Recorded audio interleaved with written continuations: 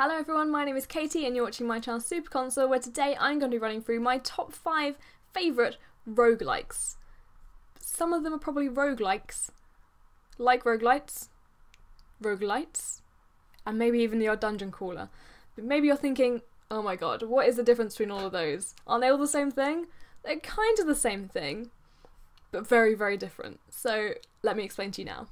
So what are roguelikes then? Well, the term means games that are literally like Rogue, a permadeath dungeon crawler released in 1980. Rogue-Lites, on the other hand, are like roguelikes, but without the permadeath. For example, many categorise Rogue Legacy as a Rogue-Lite rather than a rogue-like. If we're being pedantic, roguelikes are a very defined genre, and normally only refer to top-down, turn-based, RPG-style permadeath dungeon crawlers. But like the term RPG, roguelike is used in a much looser sense these days. So for the sake of this video, we're going to just refer to roguelikes as tricky dungeon crawlers with permadeath elements. There are absolutely loads of fantastic roguelikes or roguelites, such as Splunky, Don't Starve, Dwarf Fortress, Binding of Isaac, Delver, Children of Mortar, Catacomb Kids, Path to the Sky, Tiny Wizard, Hero Siege, Dungeon of Endless, and so many more. But we're not talking about all those, because these are my favourite top 5 roguelikes, or roguelites. Or like roguelites, or dungeon crawlers. You get what I mean. Risk of Rain is probably best described as an action platformer with roguelike elements, as permadeath is a key feature. The game is randomly generated, so no playthrough is ever the same, with a variety of awesome settings from space and forest to desert lands. The goal is to get as far as possible, which is easier said than done when the game gets harder the longer you play. While you can play it on a Yulari, local co-op is great fun as you blast your way through randomly generated monsters with all your pals. So why do I love Risk of Rain and why should you like it too? Well, I think that's a pretty simple one to answer. It's got a really cool pixel art style, it's got a really great soundtrack, its mechanics are quite simple to grasp, but yeah, it's devilishly tricky to play. It's great fun with co-op. There's nothing not really to like.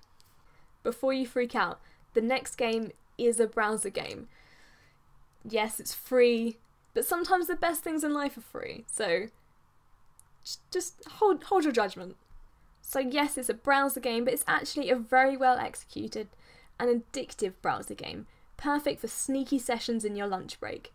Despite being turn-based, it's actually rather fast-paced and pretty hard after a while too. You play as an evil overlord, corrupting the world, taking down everyone in your sight, including some poor little animals. As you defeat enemies, you level up and gain minions by taking control of enemy bases. The more bases you approach, the more knights spill out onto the battlefield to defend it. And then before you know it, you're completely surrounded. And dead. So why do I like 7 Saga? Well, it's really simple. It's a brilliant game for if you just want a short session, or if you're not really into roguelikes but you think you kind of want to try it out but you're not willing to spend money on it. It's a free game and it was, I think, made in a game jam. It works really well. Doesn't reinvent the genre, it doesn't do anything new or different like the other games I mentioned, but it just works really well. So if you want a free game, you want to just check something out quickly, play a roguelike, see if you fancy it, then check my description for a link to the game. Technically a roguelite, Rogue Legacy is a game where each time you die, your offspring succeed you in your quest to finish the game. Each child is different with their own encumbrances, be they colourblind, incredibly short, suffer from vertigo or short-sightedness, but that's what makes this game fresh and fun to play. Rogue Legacy mostly plays like a platformer or adventure game, but it's pretty damn hard. I died a lot. Each time you die, you go stronger, with more gold to unlock a class or blueprints to get that smithy to make that new sword. This is a 2D roguelite dungeon crawling at its most addictive. There's a reason why Rogue Legacy did so well when it came out and got such great reviews, and that's not just because of the really charming visuals or the randomly generated layouts, but it's because it does something different. It develops upon the roguelike genre with the really cool character traits which hinder and aid you at the same time in your quest. Some of them are just for fun, like you can have Tourette syndrome where you shout and swear when you get hit, but generally they all kind of add to the game and make each playthrough completely different and you never really know what you're going to expect. You can also play it on Vita, so there you go. This one's a bit different.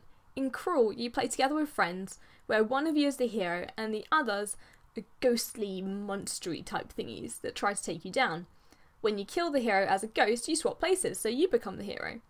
It's basically a race to gain XP by charging through dungeon floors and taking down bosses.